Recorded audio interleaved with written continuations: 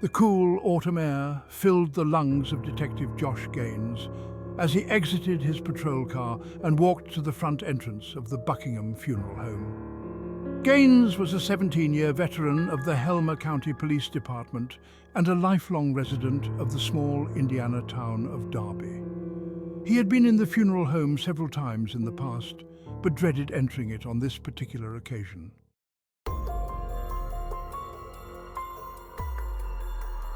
He rang the doorbell and waited for a member of the funeral home staff to let him in. "Detective, I'm glad it's you. I want to keep this issue as quiet as possible, and I know that you can be trusted to handle the situation with discretion," said the man greeting Gaines, who was Jeremy Buckingham, the owner of the funeral home.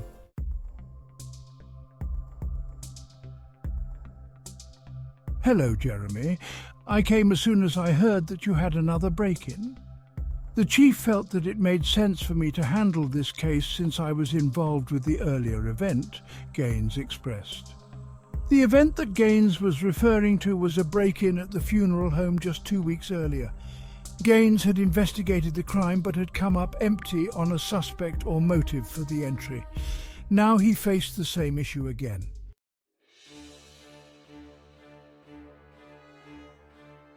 "Let's go down to the prep room. That is where the break-in occurred." Buckingham led Gaines down a set of stairs to the basement of the house.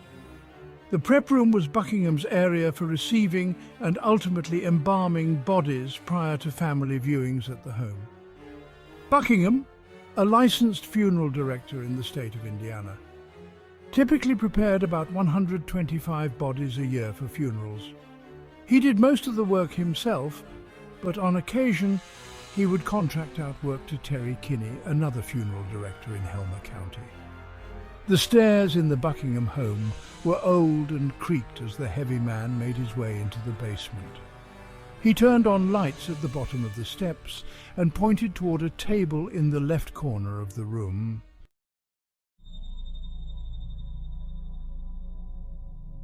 "You had already prepped Cushman's body?"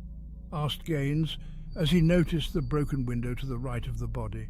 "No, Josh. The body was fresh. It had just been received from the county morgue earlier in the day. The body condition you see is what I found this morning. Someone has literally drained the body of its fluids before I even had a chance to do any funeral preparations for the Cushman family. It's just like before." Gaines reluctantly reached out and felt the body. It was unusually stiff and hard. The skin was tight against the bone and lacked the softness typically present in live bodies or even in embalmed corpses.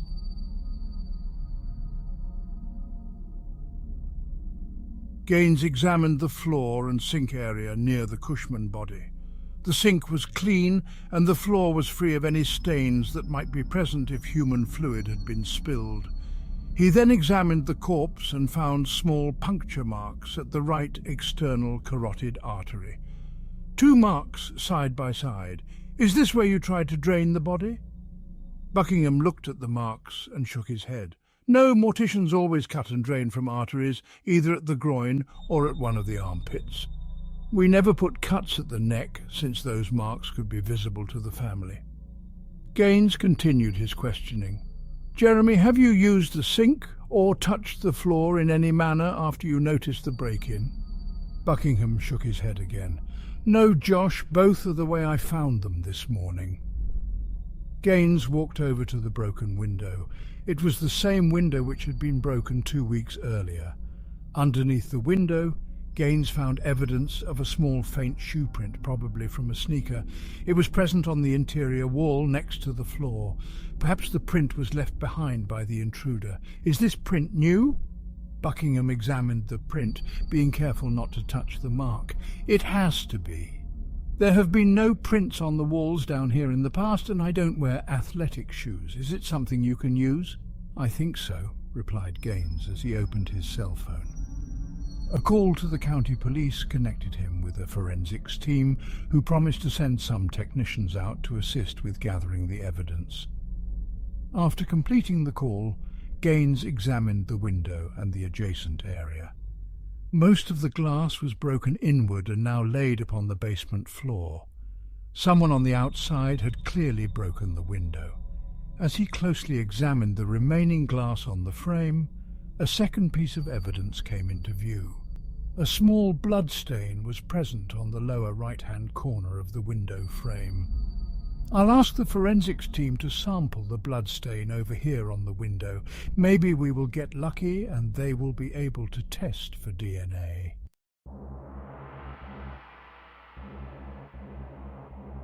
It was nearly noon when the Helmer County Forensics Unit arrived at the funeral home. Gaines explained the situation to the technicians and helped them get started. Once they were set up, he left and walked into the backyard to look further for evidence. The grass was still wet from consecutive days of rain, making the ground softer than normal. Gaines could see footprints near the window, a clear indication that someone had recently been in that area. The footprints led to the side yard, which bordered a small street that merged with the main street of Darby. Based on the prints, it appeared that the intruder had left by way of the side yard and then headed east towards Ridge Road, the main street that passed through the town. Gaines rubbed his eyes as he looked down Ridge Road, wondering where the intruder could have gone. The possibilities were endless. He needed a clue, something to work with if he was going to make any progress on finding the individual. Then, by pure happenstance, he saw it. A video surveillance camera on the outside of the Sureway grocery store. Could he be lucky once again? Could the camera have captured an image of the intruder?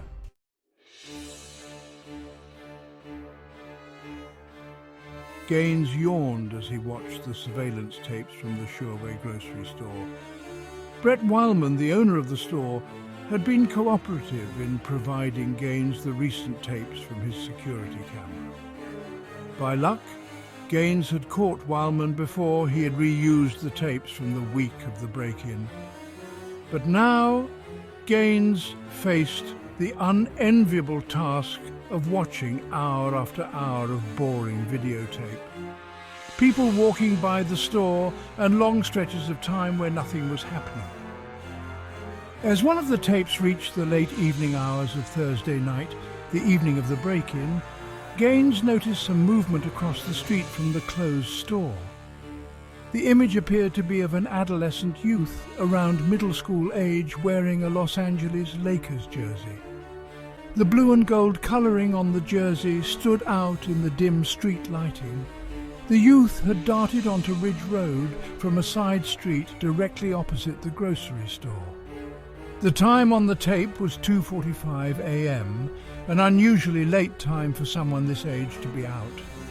"Find anything?" asked Brett Wildman as he entered the small office area inside the Sureway grocery store. "I know this must be very taxing." "I think I found something," replied Gaines as he paused the tape.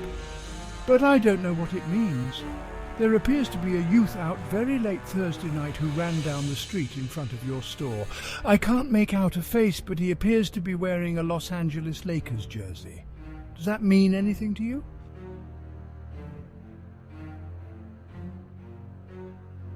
Gaines nodded as he made some notes about the Congdons and where they lived. He intended to stop by to see the couple. It was a dubious lead, but at this point any lead was a plus. Gaines's cell phone rang at 9 a.m. the next morning. He was just preparing to drive to Fairfield when the call came in from the Helmer County Forensics Unit. Jack Riley, the chief of the department, was on the line with information on the unit's analysis of the blood found at the Buckingham funeral home. "What do you have, Jack?" asked Gaines as he placed his morning breakfast dishes on his sink counter. "I hope you found something. Our results are still preliminary, but since I know you are anxious for information, I thought that I should call." The forensic department head seemed hesitant as he conveyed the details to Gaines. "The tests will need to be repeated since our results are unusual." "Unusual?" replied Gaines as he adjusted the cell phone against his head. "How so?" "Well, we determined that the blood is AB negative, a rare blood type. But that by itself did not alarm us. What did was the early DNA test data. The blood appears to have 24 chromosome pairs, not 26 like human blood. 24 chromosome pairs. Jack, the blood was found inside the basement, so we have been assuming that it is from a human intruder. Your data suggests otherwise. A non-human intruder, perhaps an animal.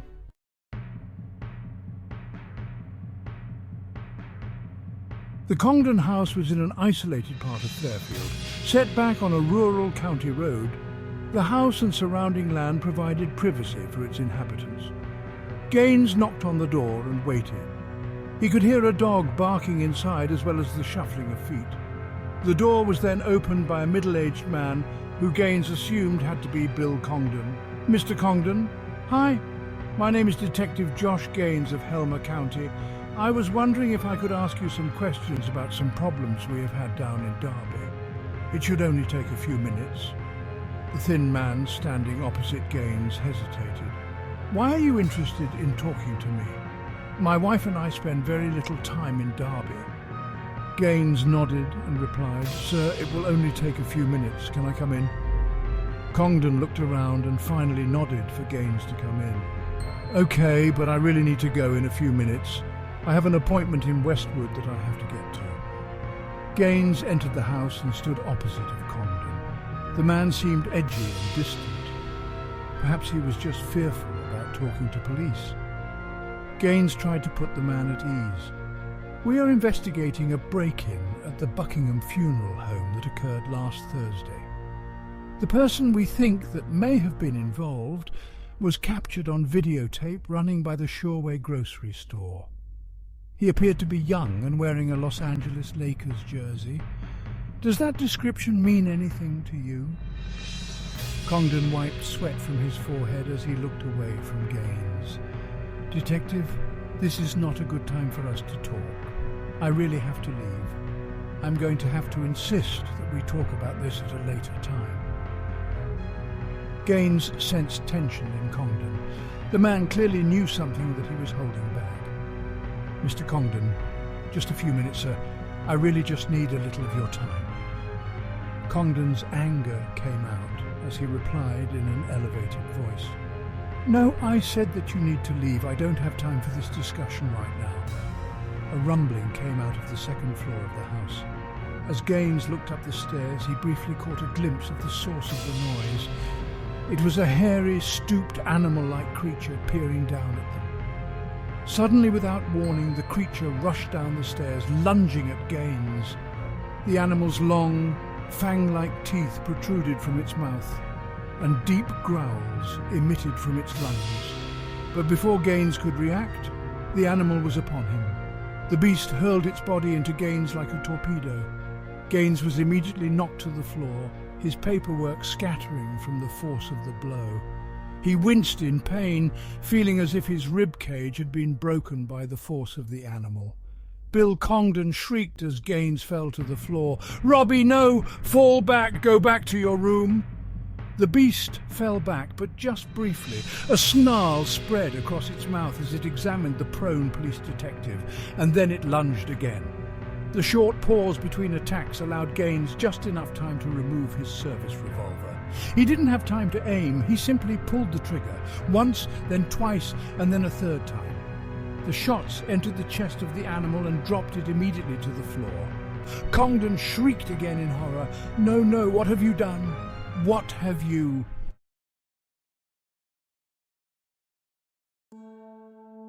Josh Gaines grimaced as he wrote his official report on the attack that had taken place at the Congdon house. The 3 broken ribs and bruised internal organs would need time to fully heal, but the doctors assured him that no permanent damage had occurred from the attack. Little was known about Robbie Congdon, the deformed child who had attacked Gaines. All that Gaines was able to find out was that he was 14 years old and that the Congdons had shielded Robbie from the world for all of his life. At the recommendation of legal counsel, the Congdons decided not to cooperate with the ongoing investigation conducted by Helmer County. Jack Riley did get back to Gaines shortly after the attack with final test results on the bloodstain found at the funeral home. Riley was able to confirm that it was AB negative blood and that it did match a blood sample taken from Robbie Congdon. The 24 chromosome pair indication seen in the first test was confirmed in the second test run on the blood. Riley offered no explanation for it. Helmer County hired Dr. Kerry MacDonald, a human physiology expert from the University of Illinois, to assist in the Robbie Congdon investigation.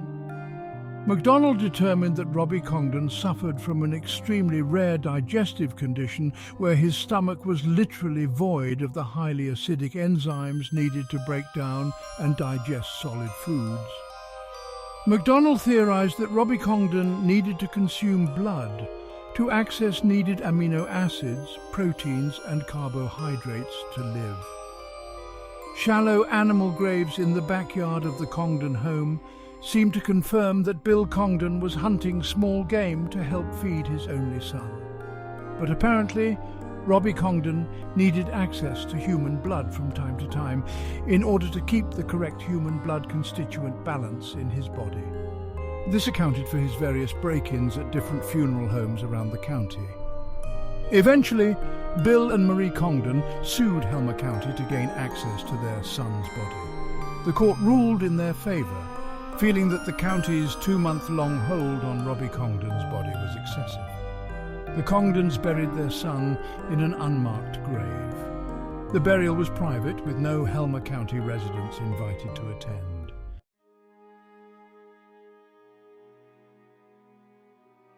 Josh Gaines thought of visiting the Congdon house to offer his sympathy to the family, but was advised by county legal counsel to avoid doing so. The Congdons left Helmer County a few weeks after their son's burial, moving to an unknown location away from the state of Indiana. Please like and subscribe for more.